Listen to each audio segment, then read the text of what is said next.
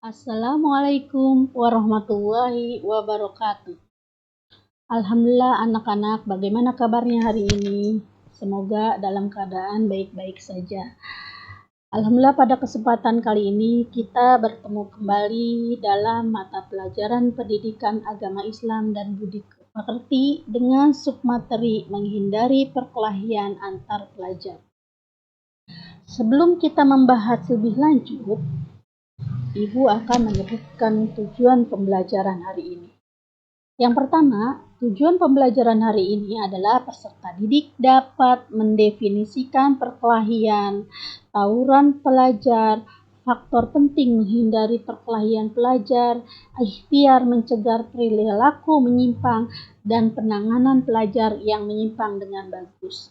Yang kedua, peserta didik dapat menganalisis perkelahian antar pelajar dalam perspektif Islam dengan tepat. Yang ketiga adalah peserta didik dapat meyakini bahwa agama melarang melakukan perkelahian antar pelajar dan melakukan perusakan fasilitas umum dengan sepenuh hati. Yang keempat adalah peserta didik dapat membiasakan sikap taat pada aturan, peduli sosial, tanggung jawab, dan cinta damai dengan benar.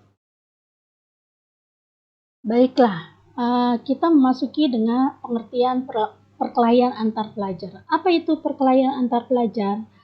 Perkelahian antar pelajar adalah suatu pertengkaran atau perkelahian yang biasanya dilakukan secara beramai-ramai dengan melibatkan banyak pelajar di antara dua kelompok yang berbeda atau lebih.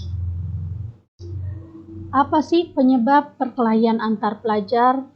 Faktor yang mendorong terjadinya perkelahian antar pelajar itu sangat beragam.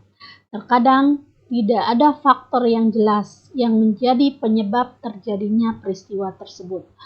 Peristiwa ini seringkali terjadi karena hal-hal kecil. Selain faktor dari dalam diri pelajar, ada juga faktor yang berasal dari luar, seperti contohnya faktor keluarga, faktor sekolah, dan faktor masyarakat serta kemajuan teknologi.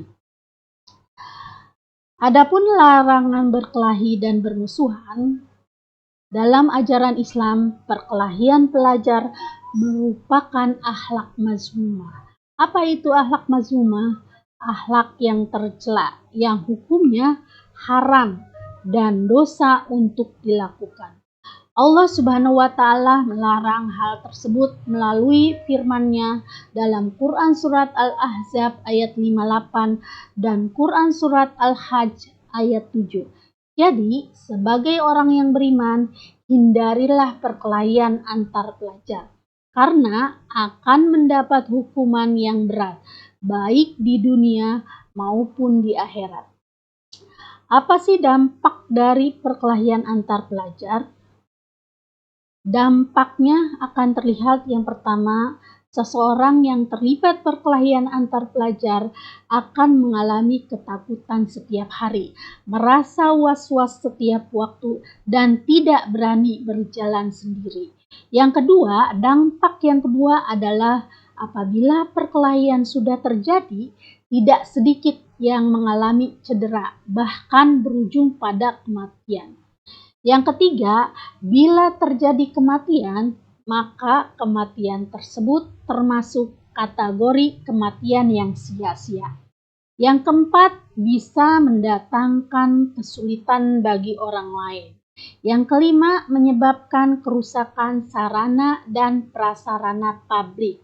Yang keenam, menyebabkan proses belajar mengajar di sekolah terganggu. Yang ketujuh, mengikis nilai-nilai toleransi dan perdamaian. Yang terakhir, dampak yang terakhir adalah mendapat kesengsaraan. Oke, solusi untuk menghadapi perkelahian antar pelajar. Yang pertama, preventif. Cara pencegahannya yaitu dengan menjadikan agama sebagai pegangan hidup, memanfaatkan waktu yang ada dengan hal yang positif, kemudian menumbuhkan empati, menghilangkan tayangan kekerasan dan memutuskan rantai dendam. Secara represif, memberikan sanksi yang terlibat dalam perkelahian dengan cara menerapkan hukum sesuai KUHP. Secara kuratif, yaitu dengan memberikan pendampingan bagi mereka yang terlibat dalam perkelahian antar pelajar.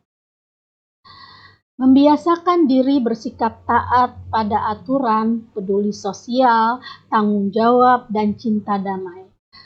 Contoh sikap taat pada aturan, contohnya adalah dengan kesadaran sendiri mematuhi aturan-aturan Allah seperti menghindari yang dilarang, melaksanakan kebijakan yang dibuat oleh pemangku yang berwenang. Contoh sikap peduli sosial dengan cara menasehati dengan santun teman yang gemar melakukan tawuran dan mengkonsumsi minuman keras dan narkoba dengan menyarankan untuk melakukan rehabilitasi. Kemudian mengajak teman untuk melakukan hal-hal yang positif dan bermanfaat. Contoh sikap tanggung jawab seperti tidak melakukan perbuatan yang dapat menjerumuskan pada hal-hal yang dapat merusak diri sendiri. Belajar dengan sungguh-sungguh agar menjadi generasi penerus yang cerdas, spiritual, dan intelektual. Contoh sikap damai seperti contohnya menjalin persahabatan dengan teman, baik yang satu sekolah maupun yang berlainan sekolah. Kemudian menghindari konflik sekecil apapun dengan teman satu sekolah atau lain sekolah dengan mengembangkan positive thinking. Demikianlah pelajaran hari ini. Semoga apa yang Ibu terangkan kalian mengerti. Wassalamualaikum warahmatullahi wabarakatuh.